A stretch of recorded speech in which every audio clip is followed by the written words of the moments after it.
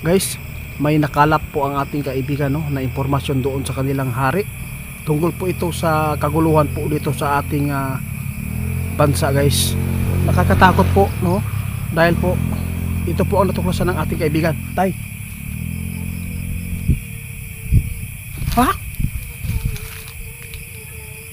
Tanawan nyo, guys. Totoo yan. Ito po yung nakikita ng mga kasama nyo po doon na mangyari dito sa bansa namin dahil po sa mga nangyayari po ngayon na mga biktima sa kalamidad. Bakit po? Ano pong koneksyon doon? Ay, oo nga. Ha? Guys, ito po ang tandaan nyo, ha. Masamang pangitain ang nakikita ng mga duwende po dito. Posibleng magaganap talaga, guys, ang madugong protesta dito, guys, no? Nakita ng ating kaibigan, guys, may rally na naman na mangyayari ngayong buwan na to. Pero ang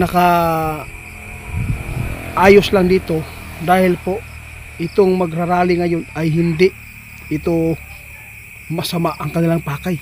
Pero bakit po, kaibigan? Ano po bang ibig sabihin nyo? May magrarally ngayon? Ang nakakatakot lang po dito, guys, kapag sunod yung isang protesta ng taong bayan, sigurado guys na naay may tabo nga madugo. Kaibigan, ano pong gagawin po ng mga tao ngayon kung bakit po? Oo nga, totoo yan, guys. Grabe, nakita ang mga kaibigan natin, guys. May mag-rally daw ngayon ngayong buwan na to, pero hindi naman po nakita ng ating kaibigan yung mag-rally ngayon ay masama ang kanilang rally, no? Protesta. Parang maganda po ito para sa lahat. Pero may nakita sa kaibigan kapag pangalawang rally na naman kasunod nitong rally sa una, posibleng magkakaroon po ng madugong pangyayari. Kaibigan, bakit po? Ito po yung nakikita ninyo, guys. Maudi ang dahilan kung hindi maiayos ni BBM, kapag hindi mapapatunayan nila, kung hindi nila patunayan ang mga taong nagnakaw po dito sa kaban ng aming bayan, dito sa ato ang bansa, tungkol sa ilang pagnakaw, maraming buhay ay nawala dahil sa korupsyon na ginawa sa flood control. Kung inayos po sana daw, grabe ang pagkimkim po sa mga tao ngayon, guys. Diyos ko, kaibigan, ano po kaya ang mangyayari dito? Ha? Madugo talaga? Nakakalungkot naman po ito, kaibigan. Napakarami pong mga nasawi, marami pong mga nasagupa na experience ang mga tao ngayon. Tapos natakot ang ating kaibigan, guys, dahil po sa malalang nangyayari sa bagyong ito dahil sa baha. Napakaraming namatay, napakaraming tinamaan ng baha dahil sa mga flood control na kinurap nila, guys. Kung naiayos daw ito, hindi po ito ganito ang sasapitin ng mga tao.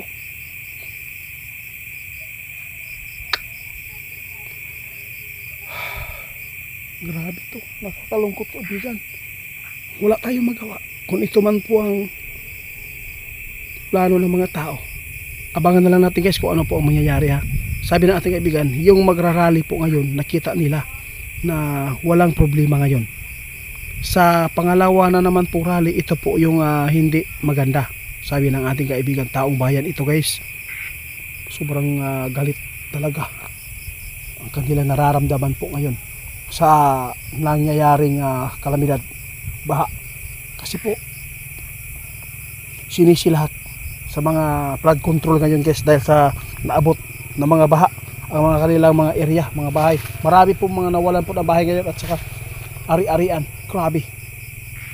Kung sa may maayong ikatabang ani kaibigan, may maitulong po ba kayo para lang maiayos ito? Maupod, tama kayo. Wala na daw, guys. nakatadhana na ito guys. Tandaan na lang po natin guys ngayon na mag-ingat tayo. Huwag na lang tayong sumama kung ano man po ang mga naplanuhan po ngayon ng mga taong ito na mag-rally, no? Kinsakali sila. Abangan na lang nato guys. Basta nakita ng ating kaibigan may magra-rally daw ngayon na peaceful daw ang rallying ito. Pero sa susunod daw posibleng magkakaroon po ng sakitan. Kaya maghanda na lang po kayo.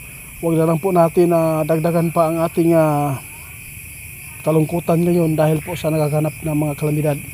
Ano lang tayo, huwag tayo magpadaig. Kasi tukso ito ng Diablo. No?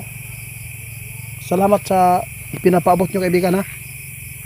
Oo, sige guys, hanggang dito na lang muna ha. Ako po ay magbabala na sa inyo. Kung ano man po ang mangyayari ngayon, huwag po kayong muna sumama, no? Para iwas sa disgrasya.